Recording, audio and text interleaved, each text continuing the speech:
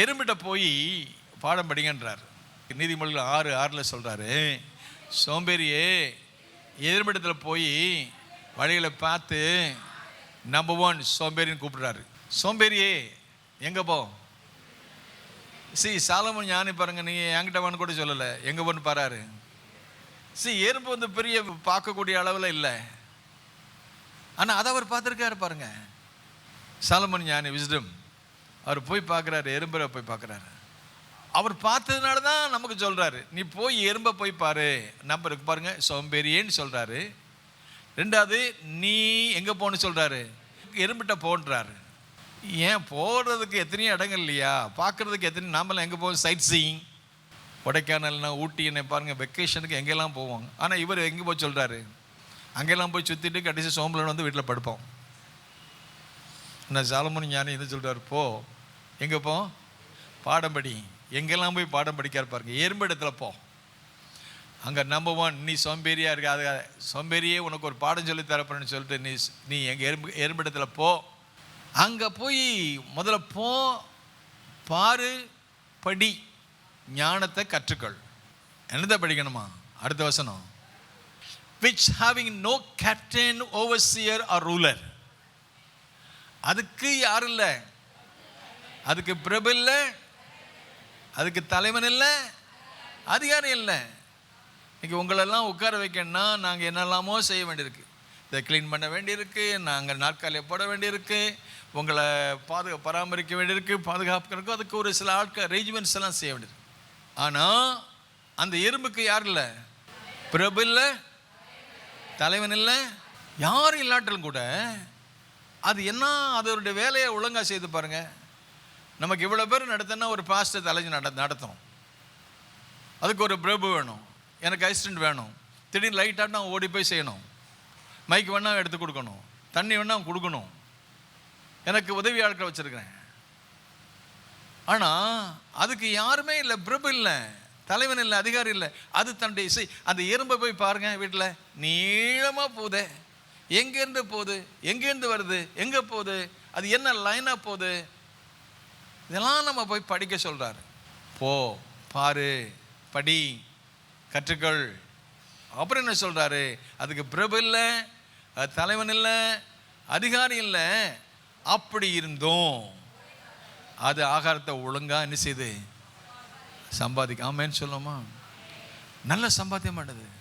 ஆனால் அவரவருடைய தேவை சந்தித்தால், எறும்பு பற்றி படிக்கிற பாடத்தில் கோடை காலத்தில் என்ன செய்து தனக்கு வேண்டியதை சம்பாதிக்குது. இன்றைக்கு நாட்டில் நம்முடைய தேவை சந்திக்கிறதுக்கு தேவையான பொருளாதார நம்மிடத்தில் இல்லை. எல்லாரும் நெருக்கப்படுறாங்க. ஏதோ ஒரு 20% வேணால் அவங்க தேவையை சந்திக்கிறவங்களுக்குங்க அவங்களுக்கு வந்து ஒரு வேளை கொஞ்சம் சேமிப்பு வச்சுருப்பாங்க. மற்ற எல்லாரும் வாயும் கையுமே தான் இருக்காங்க. அவங்களால குடும்பத்தையே கண்ட்ரோல் பண்ண முடியல, பொருளாதார நெருக்கப்படுறாங்க. அதெல்லாம் பார்க்கும்போது கஷ்டமாக இருக்கு. ஏன்னா நமக்குன்னு ஒரு அதாவது இந்த பட்ஜெட், குடும்பத்துக்குரிய பொருளாதாரத்தை எப்படி நாம் சம்பாத்தியம் பண்ணுறது, எப்படி கையாளுவது, எப்படி செலவு செய்வது. இன்னொன்றுங்க, நம்ம ஆட்கள் வரவுக்கு மிஞ்சி என்ன செய்கிறாங்க, அதான் அடுத்த பிரச்சனை. அதை விட என்னென்ன கடன் வாங்கிடுறாங்க, கடன் கடன் கடன். ஆனால் கர்த்தருடைய ஆசீர்வாதம், நீ கடன் வாங்காதிருப்பாய், கடன் கொடுக்கணும். ஆமேன், ஆமேன், ஆமேன், ஆமேன். ஆனால் எறும்பு இடத்துல போய், எறும்பு எங்கேயாவது போய் கடன் வாங்குதா? எறும்பு எங்கேயாவது போய் எனக்கு உதவி செய்யுங்கன்னு கேட்குதா? அதுக்கு வேண்டியதை ஆண்டவர் விஸ்டம் கொடுத்து, அதுக்கு வேண்டியது சம்பாத்தியம் பண்ணி, கோடை காலம்னா வறட்சியான சமயத்தில் அதுக்கு தேவையானது அதுவே சம்பாத்தியம் பண்ணுது. ஆண்டவர் அதுக்குரிய கிருபை கொடுத்துக்கிறார். அதுக்கு ஆகாரம் எங்கே இருக்குன்னு தெரியாது. ஆனால் ஒரு பிரபு இல்லை, ஒரு தலைவன் இல்லை, ஒரு அதிகாரி இல்லை. நாம் என்ன நம்ம பிள்ளைகளுக்கு சொல்லுவோம், நீ இப்படி படி, அப்படி படி, அதை படி, இதை படி, உனக்கு அப்படி வேலை கிடைக்கணும், இப்படி வேலை கிடைக்கணும், அப்போ தான் நல்லா இருப்பேன். அந்த பிள்ளைகளுக்கு ஒரு தாய் இருக்குது, தகப்பருக்கு ஒரு அதிகாரி இருக்கார், எல்லாம் இருக்காங்க. ஸ்கூலில் போன ஒரு டீச்சர் இருக்காங்க, ஒரு கம்பெனியில் போன ஒரு அதிகாரி இருக்காங்க, அவங்கள கொண்டு வர்றாங்க. ஆனால் இதுக்கு யாருமே கிடையாது. பிரபு இல்லை, ஒரு தலைவன் இல்லை, ஒரு அதிகாரியும் கிடையாது. ஆனாலும் அவைகள் தனக்கு வேண்டியதை சம்பாத்தியம் பண்ணுது. யார்கிட்டையும் போய் பெக் பண்ணலை, யார்கிட்டையும் போய் உதவிக்காக கேட்கல, உதவிக்காரன் கேட்கல. தனக்கு வேண்டியதை தானே சம்பாத்தியம் பண்ணுது. நமக்கு வேண்டியதை நாமே சம்பாத்தியம் பண்ணணும். ஆமேன்னு சொல்லுவோமா? இன்னொருத்தர்கிட்ட போய் நம்ம கை ஏந்தக்கூடாது. ஆமேன்னு சொல்லுவோமா? அல்லேலூயா. அவர் நம்முடைய கைகளின் பிரயாசத்தை ஆசீர்வதிக்கணும். ஈசாக்கு தேசத்தில் விதைத்தான், அவன் 100க்கு 100 பலனை பெற்றான். அருமையான தேவனுடைய பிள்ளைகளே, நமக்கு இந்த மாசத்துல இந்த வருஷத்துல நமக்கு நல்ல பலனை கத்த கொடுக்கறதுக்காக நம்முடைய தேவையை நாம சந்திக்கணும். 4 பேருக்கு கொடுக்கணும். நீங்க நல்லா தானே ஊழியம் நல்லா இருக்க முடியும். நீங்க நல்லா சம்பாத்தியம் பண்ண சபைக்கு தசம் வாங்க கொடுக்க முடியும், காணி கொடுக்க முடியும், ஊழியத்தில் உதவி செய்ய முடியும். 4 பேருக்கு நாங்கள் கொடுக்க முடியும். சபைக்கு நிலம் வாங்கலாம், கட்டடம் கட்டலாம், இன்னும் மிஷனரிகளுக்கு சப்போர்ட் பண்ணலாம், 4 பேருக்கு நம்ம உதவி செய்யலாம். You have to work hard. அந்த மைண்ட் செட் நமக்கு வரணும். அதே மாதிரி பிள்ளைகளும் பெற்றோரை சார்ந்திருக்கக்கூடாது, பெற்றோரும் பிள்ளைகளை சார்ந்திருக்கக்கூடாது. ஆமேன்னு சொல்லுமா? அல்லேலூயா. நம்ம காலில் நம்ம நிற்க பழகணும். எறும்பிட்ட போய் படிக்க வேண்டிய பாடம் நான் அப்படி யோசிச்சுட்டே இருக்கேன். பாருங்கள், வீட்டில் போய் பாருங்கள், படிங்க. அல்லேலூயா சொல்லுமா? சாலமோன் ஞானி கொடுத்த விஸ்டம் எறும்பிட போய் படிக்காரு. நாமெல்லாம் அங்கே போய் பார்க்க, நாமெல்லாம் எறும்பை பார்த்து நசிக்கிட்டு போயிடுவோம். அப்போ அதுக்கு என்ன செய்ய சொல்கிறீங்க பாஸ்டர்? நல்ல காரியத்தை படிப்போம். எறும்பிடத்துக்கு போ, பாரு, படி. என்னத்தை படிக்கணும்? கோடை காலத்தில் என்ன செய்யுது? ஆகாரத்தை சம்பாத்தியம் பண்ணு. சம்பாத்தியம் சொல்லுங்க, சம்பாத்தியம் சொல்லுங்களேன். நம்ம நல்ல காலத்திலே சம்பாத்தியம் பண்ணணும். ஆமேன்னு சொல்லுமா?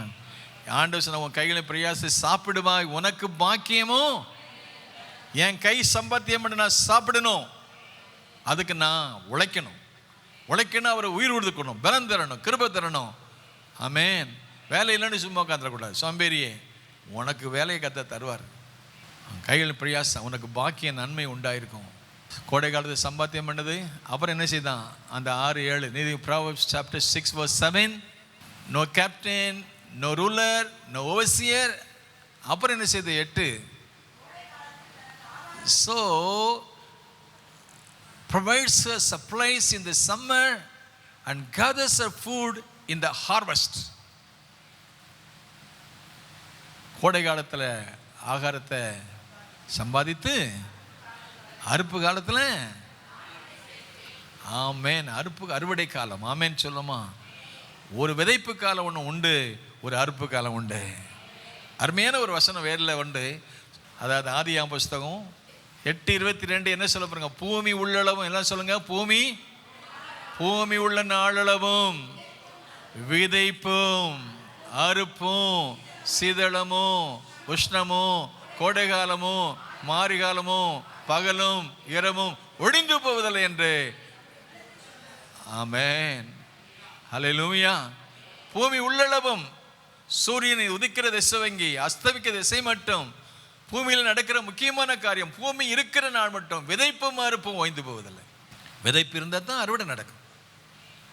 நம்ம வாழ்க்கையில் விதைக்கணும், நம்மையே விதையாக கொடுக்கணும். ஆண்டவர் சொன்னார், அவரே தன்னை ஒரு விதையாக நம்ம கோதுமை மணி சாகாவிட்டால் தனித்திருக்கும், அது செத்ததையாகில். Unless a corn of wheat dies, then only she bring forth fruits.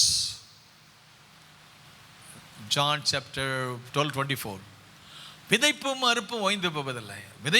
விதைக்கணும், அப்பதான் ஒரு அறுவடை செய்யணும். ஜெபத்தில் நம்ம இருக்கணும், ஊழியத்தில் ஆத்துமாக்களை அறுவடை செய்யணும். நம்மையே ஒப்பு கொடுக்கணும். அவர் கோதுமை மணியை போல செத்தார், நாமும் கோதுமை மணி வரணும்னா ஒரு கோதுமை மணி சாகணும். ஆமேன்னு சொல்லுமா? ஒரு papaya, if you want to see a papaya should die. ஒரு பப்பாளி மரம் வரணும்னா பப்பாளி seed, and the seed should go into the ground, then it has to die. இதே மாதிரி ஒரு விதை போய் செத்தா தான் அடுத்து ஒரு மரம் வளரும், ஒரு செடி வரும், ஒரு மரம் வளரும், ஒரு பலம் கொடுக்கும். ஆமேன்னு சொல்லுமா? ஆமேன், ஆமேன். பூமி உள்ளளவும் விதைப்பும் அறுப்பும் அது ஓய்ந்து போவதில்லை. நீ போய் எறும்பிடத்தில் போய் படிப்பா. நீ எங்கெல்லாமோ போய் படிக்கிறீங்க. நீ என்ன காலேஜில் போய் படிக்க, என்ன காலேஜ் படிக்க? சேவியர்ஸில் போகிற, ஜான்ஸில் போகிற, அதெல்லாம் நல்லது தான். எல்லாம் லயலாக போய் படிக்க, எங்கெல்லாமோ போய் படிக்க, சூப்பர் காலேஜ் எங்கெல்லாம் போய் படிக்கிங்க. படிக்க வேண்டிய பாடம் எறும்படத்தில் போய் படி. முதல்ல நம்ம எத்தனையோ காரியங்களை கற்றுக்கொள்ள வேண்டியிருக்கு. These is all learning from so many natures and insects. Solomon ராஜாவுக்கு ஞானத்தை கொடுக்காரு பாருங்க, என்ன விஸ்டம். ஆமேன்னு சொல்லுமா? அவர்கிட்ட கேளுங்க, அவர் தான் ஞானி. அப்படி ஒரு ராஜா தோணுதில்லை, இனி தோன்ற போகிறது இல்லையா. ஆனால் ஒரு நல்ல காரியம் என்னன்னா, சாலமோனிலும் பெரியவர் வந்திருக்கிறார். கரங்களை கர்த்தரை ஸ்தோத்திரம். அந்த சாலமோனுக்கு ஞானத்தை கொடுத்தவர் அவர் நம்ம கூட இருக்கிறார். அவர் நமக்கு ஞானத்தை கொடுப்பார். ஆமேன். எறும்பிடத்தில் போகிறோட இந்த 6ஆம் அதிகாரத்தில் என்ன சூப்பர் ஒரு வசனம் நீதிமொழிகளில். அதில் 1ஆம் அதிகாரத்துலையும் 6-7 சொல்லி, என் மகனே உன் தகப்பேன் புத்தியை கேளு மகனே என்றார். உன் தாயினுடைய போதகத்தை தள்ளாதன்றார். அதே மாதிரி 6ஆம் அதிகாரத்துலையும் சொல்கிறார். என்ன சொல்கிறாருன்னு கேட்டிங்கன்னா, நிறைய காரியம் சொல்லிட்டு அந்த 20ஆம் வசனம் சொல்கிறாரு, மகனே, எல்லாம் சொல்லுங்கள், என் மகனே உன் தகப்பேன் கற்பனைக்கா உங்கள் அப்பா சொல்கிறத கேளுப்பா மகனே. உங்கள் அப்பா என்னப்பா? ஏசப்பா. ஆமென். நல்ல கரங்கள் திறக்காது. ஹல்லேலூயா. ஏசப்பா சொல்கிறத கேளப்பா. ஆமென். Your father in heaven has taught so many lessons. உன் தகப்பனுடைய புத்தியை கேளு. உன் தாயினுடைய போதகத்தை என்ன செய்யாத, தள்ளாத. இவைகளை உன் கழுத்தில் போட்டுக்கொண்டார். அல்லேலூயா சொல்லுமா? அப்படி தானே? அங்கே தானே சொல்லுது. அவைகளை என்ன செய்யணுமா?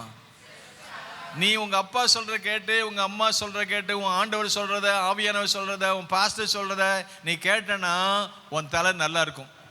ஒரு அம்மா ஆலயத்துக்கு வந்தாங்களாம், தலை வலிக்குன்னு வந்தாங்களாம். இந்த பாஸ்டர் தலை கை வச்சு ஜோமிட்டார்.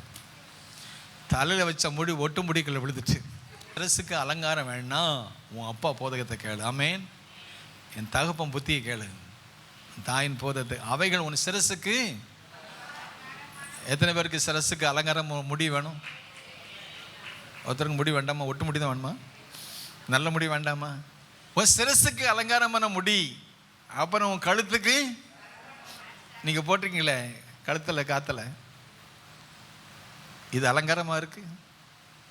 இதை விட சூப்பர் அலங்காரம் உங்கள் அப்பா சொல்கிறது, உங்கள் அம்மா சொல்கிறது. ஆமேன்னு சொல்லுங்களேன். ஆமேன். இந்த கட்டளைகளை கை கொள்ளுங்களேன். உன் சிரசுக்கு அலங்காரம், உன் கழுத்துக்கு சரப்பணி. அப்புறம் என்ன சொல்றாரு? என் மகனை, பாவிகள் உனக்கு நயம் கட்டன்னு என்ன செய்யாத. இந்த உலகத்தில் அவன் இப்படி பேசினான், இவன் இப்படி பேசினா, அவன் அந்த விளம்பரம் இந்த விளம்பரம் உன்னை மயக்கிறான் பாரு. அந்த மாதிரி மயக்கத்துக்கு நயவசத்துக்கு போயிடாத. அப்புறம் என்ன செய்? எப்படி நிறைய பேர் சொல்லுவாங்க. அதனால இதெல்லாம் போயிடாம உன் தகப்பன் புத்தியை கேளு, உன் தாயின் போதகத்தை. உன் சிரசுக்கு அலங்காரம் பண்ண முடியும், உன் கழுத்துக்கு சிறப்பணியுமா இருக்கும். நீ அதை கைக்கொள் மகனே அப்படின்றார். ஆகவே இந்த நாள்லையும் கூட நம்ம எல்லா நிலைமையிலும் வாழ வளர அப்பாவுடைய ஆலோசனை கேட்போம், அம்மாவுடைய ஆலோசனை கேட்போம்.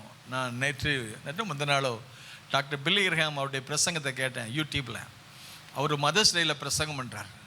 அந்த மதர்ஸ் டே பிரசங்கத்தில் கேட்டப்போ அவர் சொல்கிறாரு, பிள்ளைகளே உங்கள் அப்பா சொல்கிறத அப்படியே கேளுங்க, உங்கள் அம்மா சொல்கிறத அப்படியே கேளுங்க.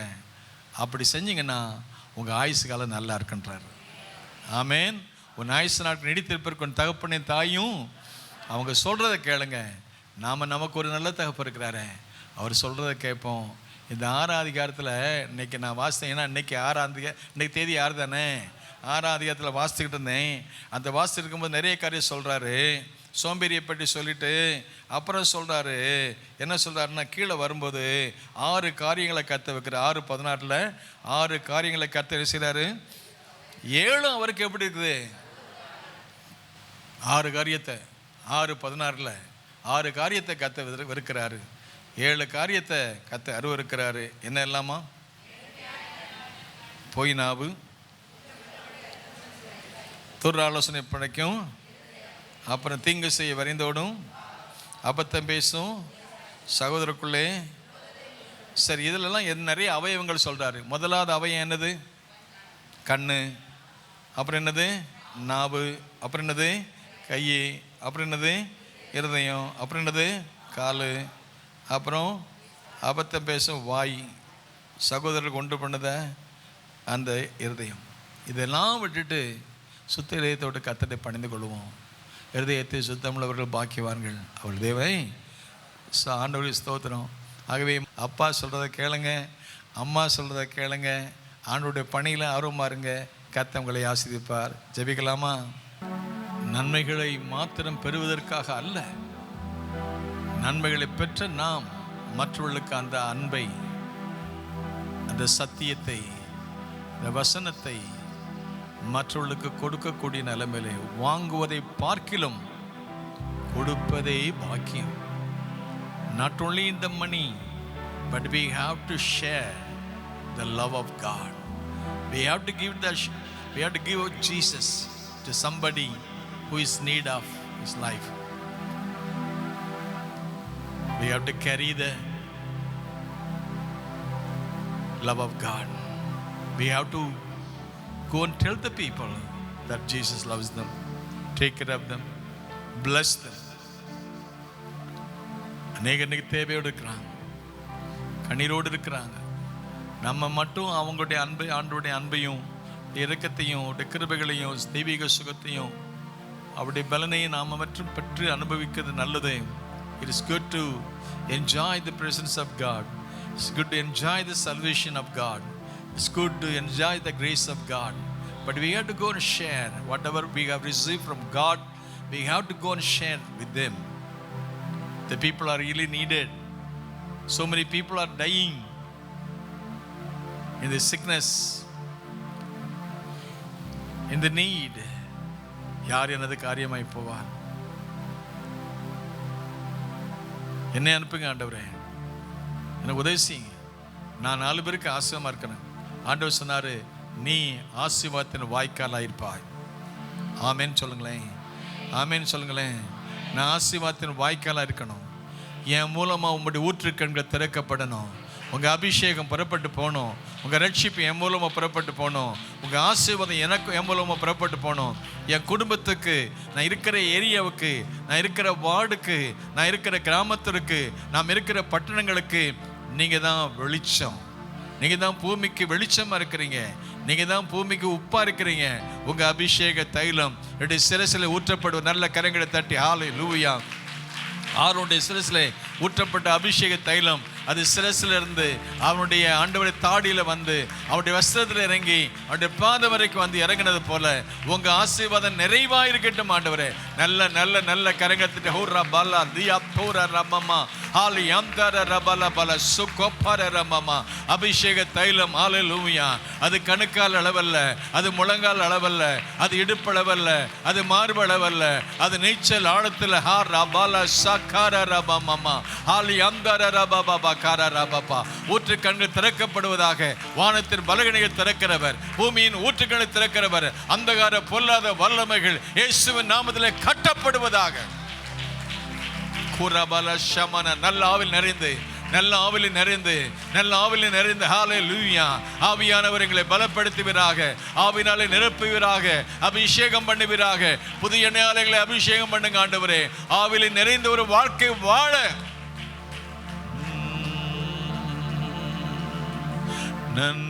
நன்றியோடு யாம் துதி பாடுமே எந்தன் இயேசுராஜனே.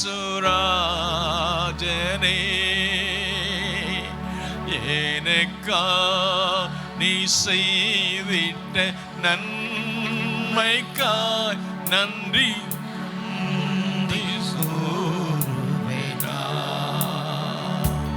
நன்றியோடு துதி பாடுவே இந்த இயேசுராஜனே. எனக்கா நீ செய்திட்ட நன்மைக்காய் என்றும் நன்றி கூறுவேன்.